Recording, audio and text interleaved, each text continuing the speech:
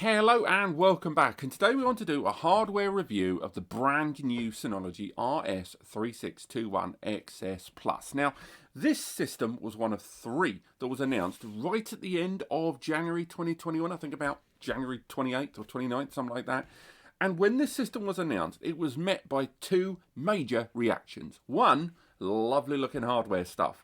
Always good to see some new CPUs. Always good to see some great level business enterprise hardware. Yum, yum, yum. But at the same time, there was another vibe that came off of, whoa, what is with this exclusivity? What is with these Synology hard drives? What is with the compatibility list on this device? What is with this idea that you can only use their hard drives inside this system? Where is this going? What is going on with Synology as far as their long-term plans for enterprise? And ultimately, is that a warning sign on buying this system? So today, what we're going to do is we're going to do a hardware review talking about this NAS. We're, of course, going to factor in the matter of these new hard drives and the compatibility. We're going to address that later on. But moreover, we want to talk about this solution in three different ways. One, we want to look at it as a system. We want to look at this hardware, see what we get for our money. $4.5 grand, I think this device goes for. We want to look at exactly what we get for our money. The second thing we want to look at, of course, is compatibility. What do we think in terms of good and bad about locking in compatibility on these systems? And the third one, probably the most important one for me personally, is this a system for a business who are looking to buy a complete system? Because we talk about NAS a lot on this channel, and one of the things we've been touching on more and more in 2020 and going to continue into 2021 is a number of these systems that are combined hardware and software solutions. You're not just buying a box, you are buying a device that is a complete solution. You are buying hardware, you are buying software, you are buying peace of mind. And lots of businesses that are looking at enterprise solutions like this aren't just buying them for the hardware, they are buying them to solve problems. They are buying them so that not only is where their data going to live taken care of, but how the data is accessed and where the data is accessed, and ultimately the utility of that data. And that's going to be a very important part of this review, because although we're going to focus a lot on hardware more than software, software is going to play its part, and we will of course be going into DSM on this device, not only in a later video for this, but also when we do our comparisons of those drives against WD Red Pro, UltraStar, Seagate Ironwolf Pro, and Exos in coming up videos. But generally, we just want to know about this system as a complete solution, not just as a NAS. So let's get straight to it. $4.5 grand gets you this device. It is the follow-up to the RS3617xs Plus, released in early 2017. So again, it's been a few years since its predecessor, and its predecessor arrived with a 6-core Xeon processor as well, earlier gen. This one is the Xeon D, and it's the Xeon D 1541. And it's an 8-core processor at 2.1 gigahertz per core that can be burst or turboed up to 2.7 gigahertz per core. So again, this isn't a graphically enabled CPU insofar as embedded graphics, none of that, but it does have some seriously raw horsepower, which is going to be great for you VM users out there. Now, that CPU also enables UDIM DDR4 ECC memory, arriving with 8 gig in a single stick by default, can be upgraded up to a total 64 gig of memory, Synology's own memory, naturally, as one would expect. And when you do upgrade this system, you are looking at probably one of their best VM NASs out there. There are other devices more expensive and have a few tweaks and improvements, such as the SA series or the UC series or the FlashStation series. But ultimately, all of those devices have a kind of inbuilt extra. They support SAS drives, they support flash station utilization in SAS SSDs in U2, almost in that regard. This is more of a traditional server NAS, taking advantage of just SATA drives internally. It's got all the traditional hallmarks one would expect from the device at this tier, featuring 10 GB PCIe upgradability and support of the myriad and the full gamut of Synology's own applications. Now, before we go any further on hardware, let's talk a bit about DSM there, because as mentioned, a lot of you buy these devices as that combined solution. And DSM on this device, there's nothing it's not going to support, with the exception of applications that require more hardware, such as things in their Synology High Availability, the SHA system. It does support it, but of course you're going to need another whole $4.5 grand spend on another device to take advantage of that just at the beginning. But apart from that, this is our system that brings you everything that Synology have got on offer, from the collaboration suite that we always talk about in Drive, Chat, Office, just mail, the works, basically, all the things that you're going to need to migrate away from third-party services from the likes of Google in G Suite and in Office 365 from Microsoft. That doesn't end there though, because there is a lot of ways to synchronize this with your existing Windows systems and Windows Server stuff with their ACL and control parameters. Then you've got migration tools and synchronization tools that not only work with cloud platforms in AWS and Microsoft and Google spaces, but along with their accounting and kind of office management tools, as mentioned, in the likes of G Suite and Office 365, you can synchronize with this device. Great deal better in DSM7, it has to be added, onto this device and have that account control and manage it locally on the NAS system in a way that appears local when you're dealing with internet services. Now, that's a bit of a garbled thing. What I mean there is the idea of the cloud gateway and the idea of a system that works with cloud services. Now, Synology are championing their own, the C2 services, it has to be said, but there are lots of ways in which you can connect those existing third-party software and third-party cloud platforms via the NAS for connected local users. So whether they use Synology products or services, or they use third-party products or services, there's many, many ways in which where you would previously synchronize with a cloud platform, what happens is the NAS is synchronizing with the cloud platform all the time, intelligently syncing there in the background as running backups too with the likes of Active Backup Suite. And at the same time, all the connected users who would have been connected with the cloud originally are connected via the NAS. In the event that there's a severed connection or connection difficulty between the NAS and the cloud services, the NAS will continue working with the connected users, and when connection is re-established, it will take that cache data and take the change data and re-establish connectivity.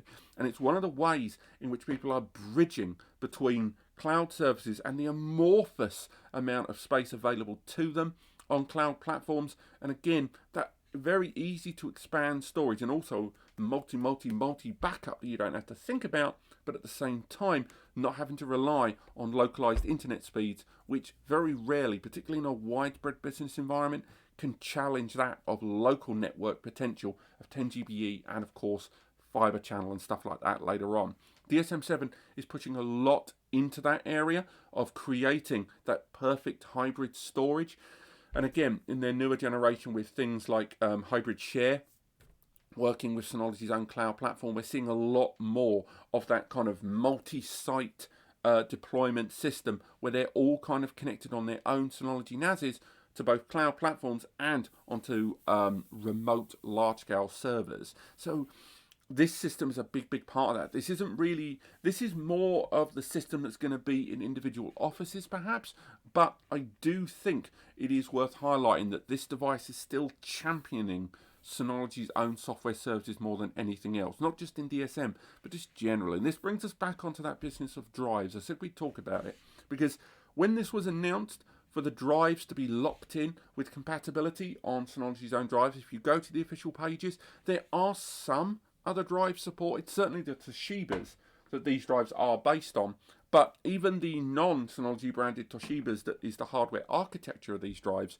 it lacks the tweaked firmware that Synology say will work better in their systems, but also the Synology NAS itself can adapt and change the firmware on those drives internally without powering down the device. There's going to be questions, of course, surrounding mounting or unmounting of storage, but better that internally of a system than having to power down the device, disconnect them all individually and update their firmware with client application from Seagate and WD on a local PC and a dock.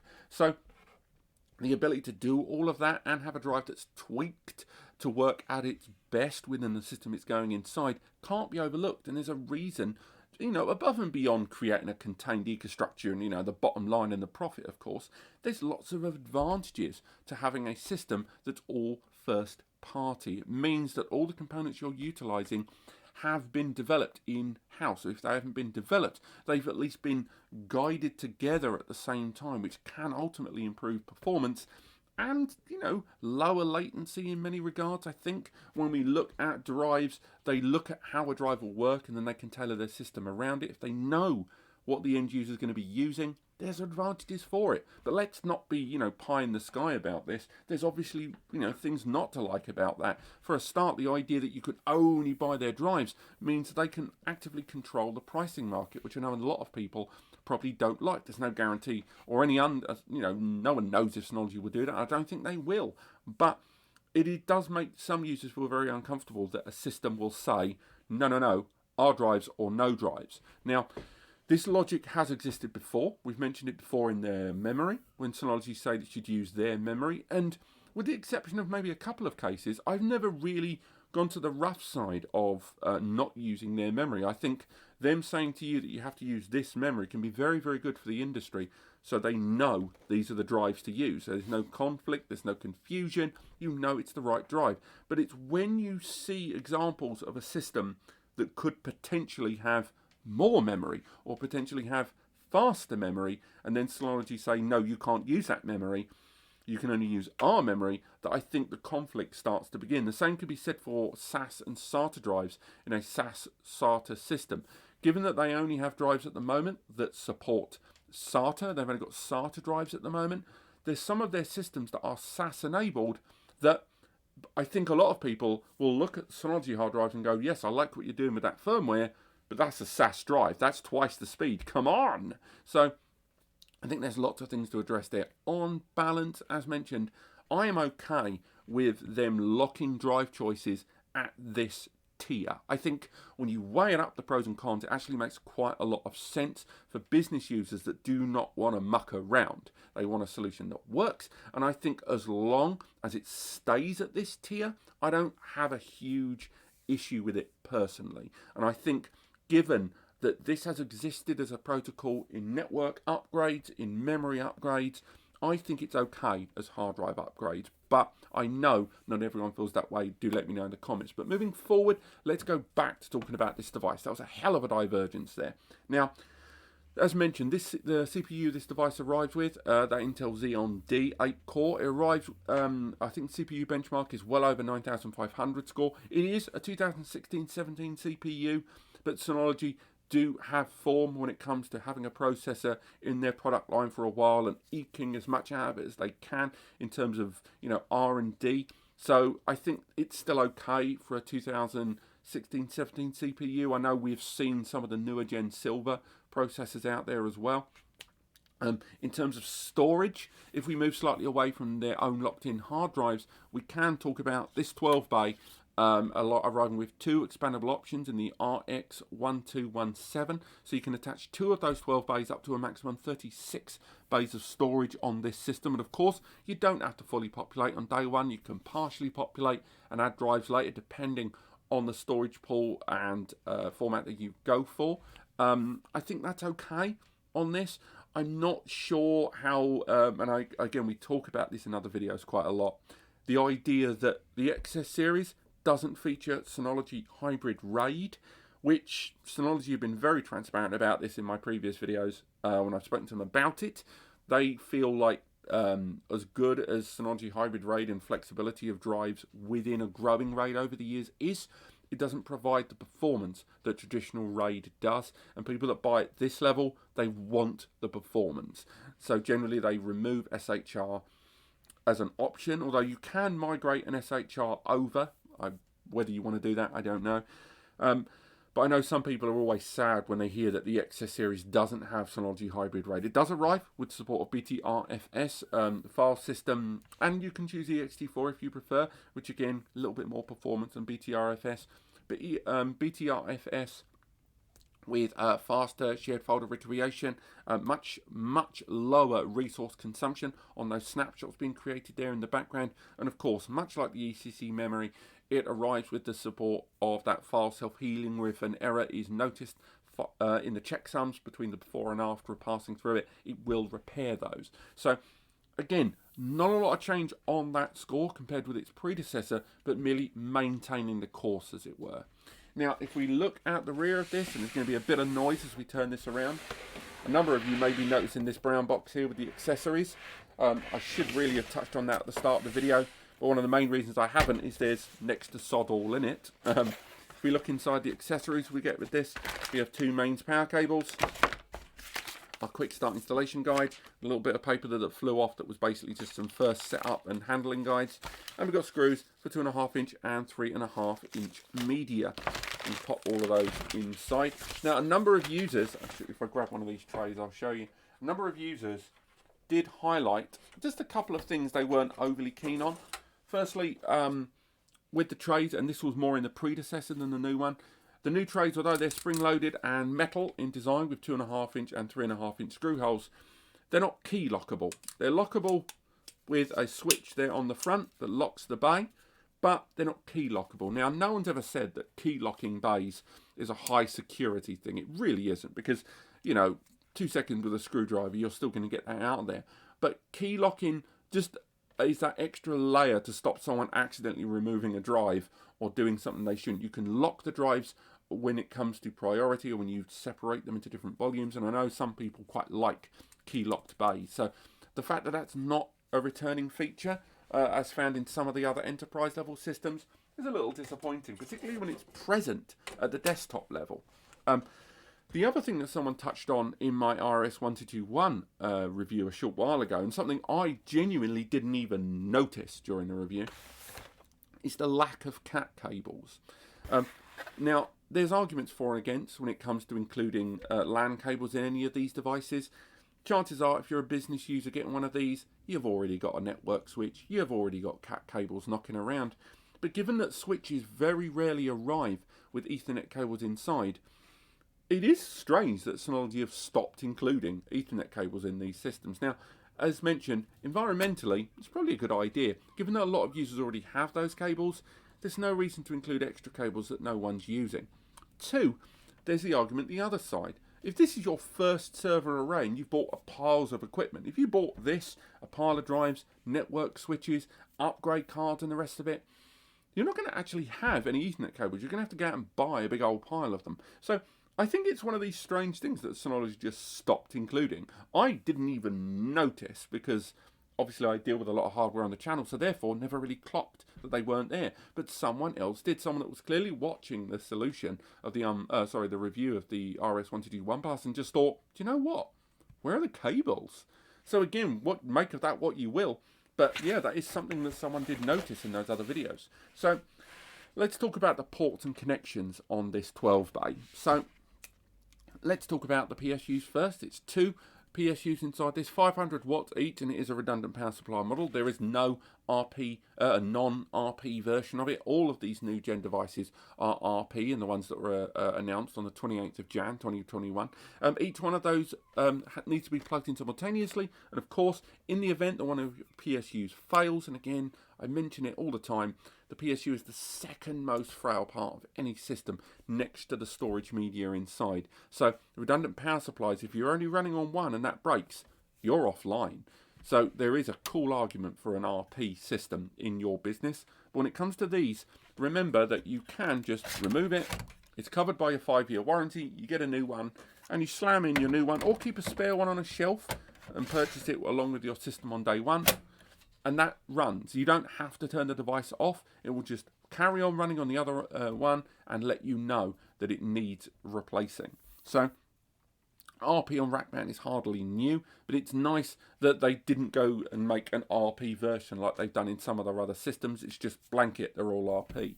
Now, in terms of network connectivity, this is an interesting point really on this device, because even though these new 3 rack mounts in the 2021 series are being hailed as enterprise, big, a number of us also clocked that during 2019 and 2020, we saw the SA series arrive on the scene. We saw the FS series arrive on the scene. We saw the UC series arrive on the scene. These are all devices that supported SAS for the most part. These are systems that gave so much performance and had such incredible processors that we hadn't seen up to that point, that this device arriving now in 2021, although it is replacing arguably a lower tier in the portfolio, it's still strange that this system, when we saw it, arrived with 1 GBE. Now, yes, there is 10 GBE. There's 2 of them. So you, again, 10 or 20 GBE with link aggregation, so 1,000 to 2,000 megs straight off the bat. Those 1G ports seem fantastically redundant. You might use one or two, you know, you might use them for something else, and it's nice to have them and not use them than to need them and not have them. But they do seem spectacularly redundant as for when you have a couple of 10Gs already there, when you're going to connect this to an existing network, presumably with one or both of those 10G connections, those ones maybe for a UPS, maybe for a local, but 4 of them just seems a little bit unnecessary there. Now, we have those 2 eSATA connections to connect those RX1217 expansion devices down. Again, you can attach them one by one, and there are RP versions of those. But one of the things I do like about this device is it has 2 PCIe upgrade slots, both of which are PCIe Gen 3 ×8. Next up, let's take a little look inside and see what exactly that hardware arrangement is in terms of cooling and in terms of what we get for our money. Now, cooling on a rack mount is always one of the most important things to bear in mind. Not only because rack mounts have only got that horizontal means of cooling with nothing on the top or sides, but also because you've got all that active airflow going through the device and you have to channel it to make sure the core most important components get as much cooling as possible. We are talking, of course, about the CPU, but the storage plays a big part in that. Now, if we have a look inside here, there's a few things we can make out straight away. First, not only is that Xeon 8-core processor there got its own dedicated heatsink, but it's got its own funneling system happening there with this plastic covering there on screen. We've got the dedicated 4 UDIMM DDR4 bays there at the base of the system, and we can see both of those big old PSUs down there at the bottom funneled in with a single cable all the way around there onto that main one connected to the board, not unlike we've seen before with GPU cards. Now, in terms of active fans, a number of you may be looking at this device wondering, where are the fans? Well, they are in here. If we open up this side bay here at the top, we have 4 individual cooling fans all on the side there. Let's move that more to camera. And these 4 cooling fans here can be removed. If we remove one from the middle there, let's slide that out. These fans, again, for cleaning and maintenance as needed. These are drawing air over the main storage bays, and of course utilizing that funneling system there around the CPU all the way through the system with buckets of cooling there at the back of the system.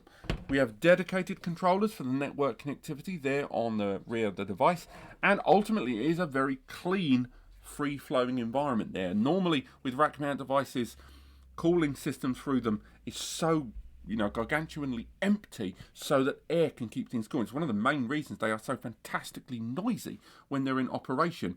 I was slightly concerned that this device would be a bit more dense inside in terms of just the general amount of bump inside, and I was worried about airflow over that processor, which I'm not going to say not a lot of brands don't think about that. Of course they do, but sometimes compromises have to be made. And I'm glad to say that this is not a system where cooling has been compromised to any degree. It's very, very clear and very straightforward. And also, tons of space. If we move it on its side there, you can see a huge amount of space there for cooling all around those core components. There's very little kind of crowding inside that system. Now, that button's driving me nuts at the bottom.